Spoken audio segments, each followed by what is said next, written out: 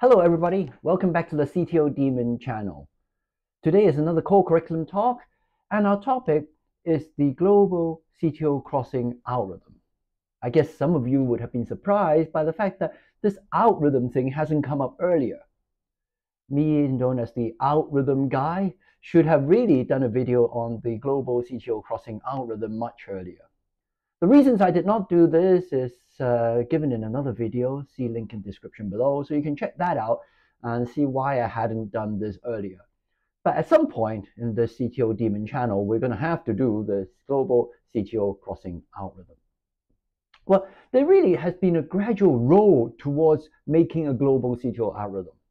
It was my good friend Manos Brelakis in 2012 who was the first author for the hybrid algorithm, really the first algorithm about CTO intervention. Subsequently, in 2017, Scott Harding and our AP CTO group, including myself, wrote the AP CTO algorithm. A year after that, 2018, I published along with the AP CTO group the retrograde CTO crossing algorithm.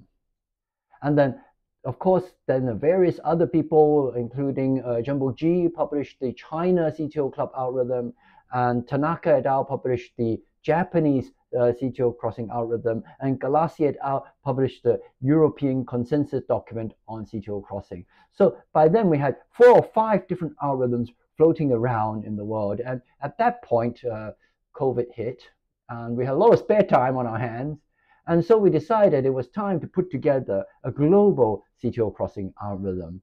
So I initiated the project, and with 4 co-authors, Manos Brelakis, of course, the first author of hybrid algorithm, Kambis Masayeki, myself, and Tsuzikani from Japan, the 4 of us formed a core writing group. We invited 125 other authors from 50 countries who wrote the paper together.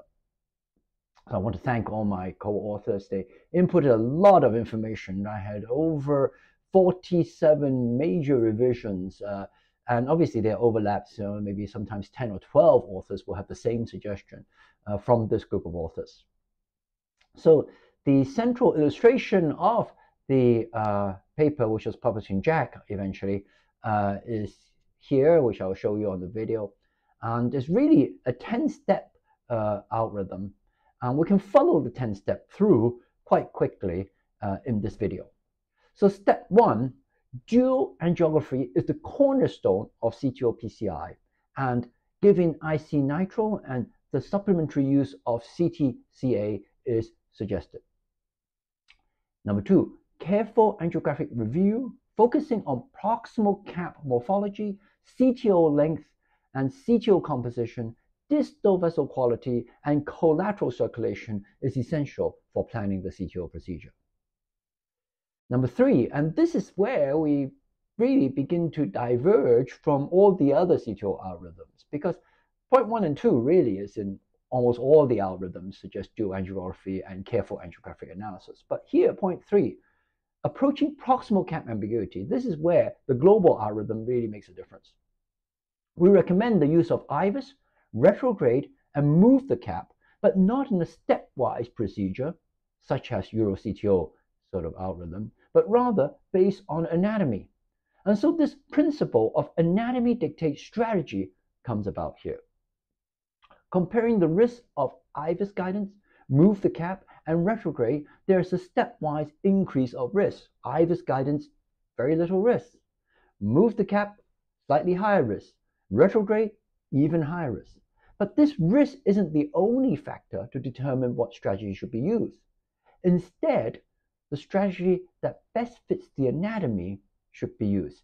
If multiple strategies are available for the same anatomy, we should use the lower risk strategy, of course. But the strategy that optimizes safety, increases the likelihood of success, should be selected based on CTO anatomy. So this is a case that demonstrates this. You can see this circumflex, distal circumflex CTO, and there's this OM branch that's reasonably sized, and we can't really see where the entrance, the proximal cap is.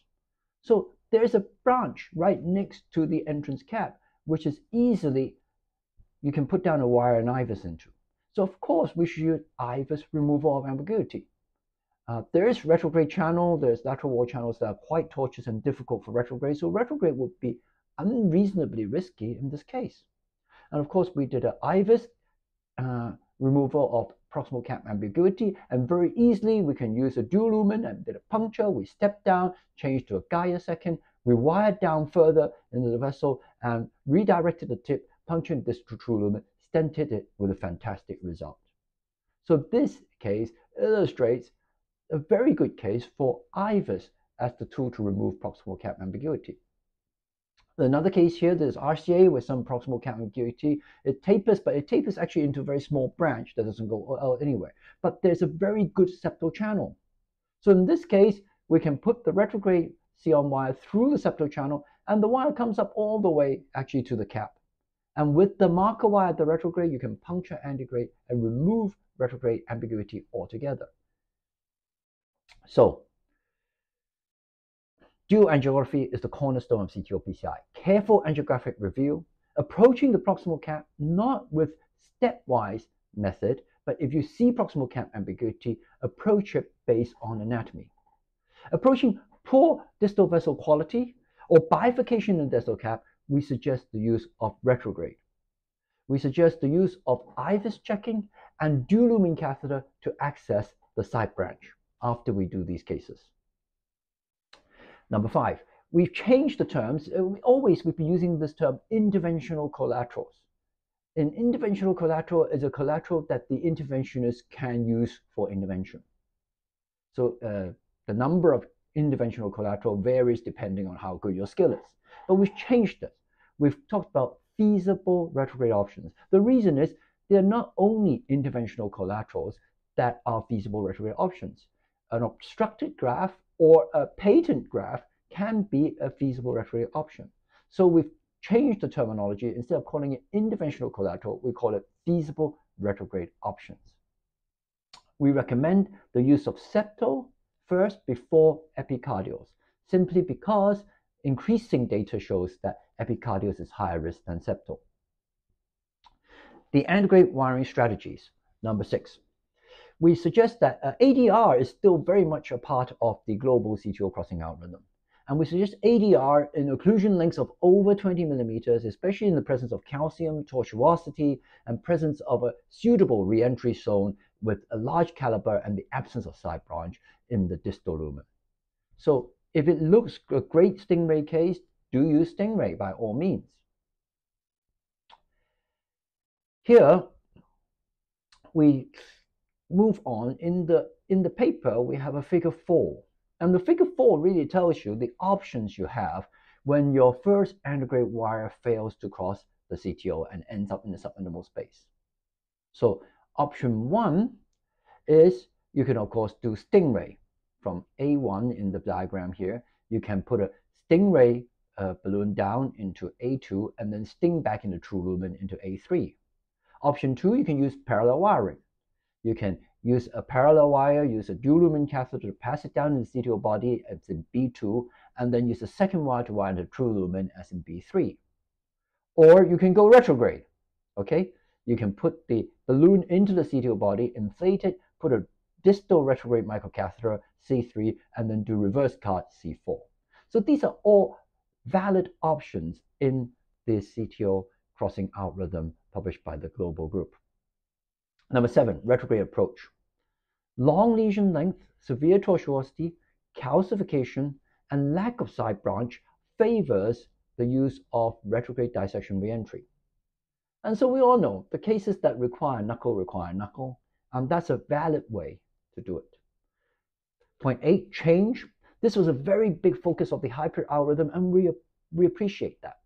We go with that. We believe that we shouldn't be stuck in failure mode. We should change strategy when it doesn't work. Number 9, investment procedure.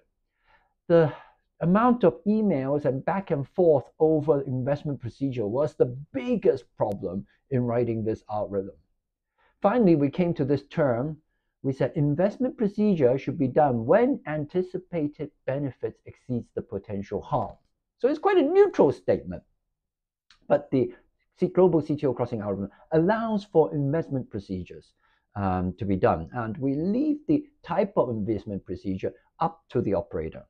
Now, there will be another video on investment procedure later on, and I'll give my views, but I'm not going to give it in this video because this video I'm trying to stick as close as possible to the published Global CTO crossing algorithm, respecting and honoring all my co-authors and their contribution to this.